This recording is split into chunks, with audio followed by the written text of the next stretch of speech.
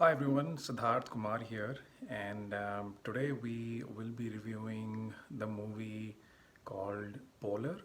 This is available on Netflix. It's an action-packed thriller that stars Mads Mikkelson in the lead role. He's a Danish superstar, and the movie has been directed by Jonas Ackerlund, a Sweden-based filmmaker. So, what's Polar all about? Polar, the story is all about a assassin who is on the verge of retirement at the age of 50, played by Mads Mikkelson, and his own employer hires a bunch of assassins to kill Mads Mikkelsen because if he dies before the age of 50, all the money that this lead actor has stored in the pension fund, that is going to go back to his employer, the company. So that's what the whole story is revolved around, is that how Mads Mikkelsen gets out of, rescues himself from these attacks and kills the employer. So the movie is predictable. You know what's going to happen, but how it's going to happen, that's the key thing that keeps you glued to your seats.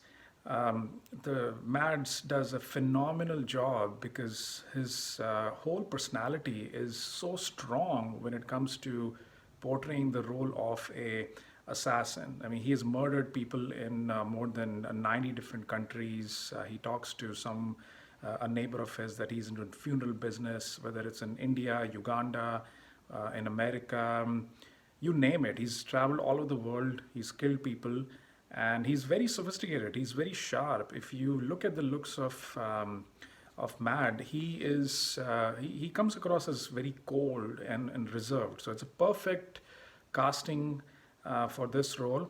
The last time I saw Mads Mikkelsen was in the 007 Casino Royale, and over there too. That was the first time I saw him, and the moment I saw him, his acting, I knew that this person will go, way long.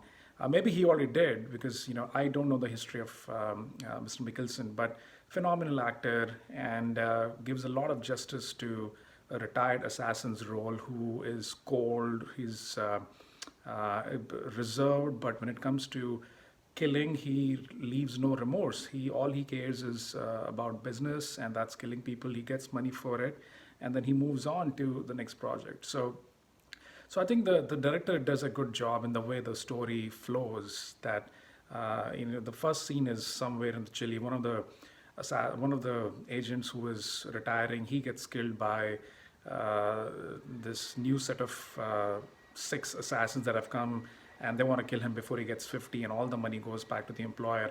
The employer is played by a British guy, so I think that was something. The movie has been made a bit funky. You have a British guy who's the employer. You've got Mads Nicholson who's Danish, and you've got all these six agents that are trying to kill Mad, and they're all very funky looking.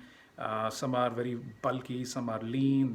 There's this girl who tries to entice these people into sexual activity, and then immediately the whole team comes and kills this guy. So everyone has a work to do here, but it's a dark movie. There's a lot of action, and I've been watching a lot of thriller movies on Netflix, and I thought, why don't I just watch this? I saw the trailer a long time back, and I wasn't really excited about it, but I thought, let me just start watching it. And as I started watching it, you can't stop seeing this movie. It's just a great concept, and all the actors, the director is in a great job. The cinematography, the locations, it's picturized in Canada and in I believe in some parts of US.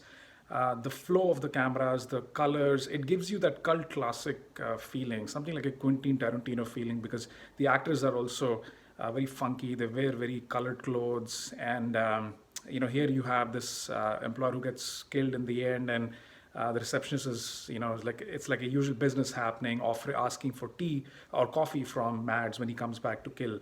So even the employer's assistant, she does a good job too. She kind of lures Matt into believing he has to go to a job, but then that the person who he goes to meet is actually after him to kill him. And then eventually, this new gang of six people that are trying to hunt Nicholson. They go to his accountant. They still don't get where he actually lives, and that's the life of an assassin. I mean, they live under the bush, and they have millions of dollars, but they don't want to show off, and they keep a very low profile. They don't even have their own. People can't even find them. They keep changing their addresses. So I think that was a glimpse into the life of an assassin. Maybe it's true, maybe it's not true, but you feel that this is what they do, and it really was very exciting. There's a lot of action. A lot of gunfire and then killing people point blank here, or you name it. There's a lot of torture too when Mads Mikkelson, when he kills all the agents, and his neighbor gets caught, he comes back to take revenge, and there's a lot of torture around him. I mean, they just he keeps the employer keeps cutting him all over, and I almost thought that the movie was ended. But one of the scenes that really that stands out for me is when this entire army comes to kill Mads, and then he has this way. He starts firing bullets which are placed somewhere else, but he can command from his hand. So that was something really spectacular and cool. So I think overall it's a great movie. If you're an action fan, you like intense acting by Mads Mikkelsen.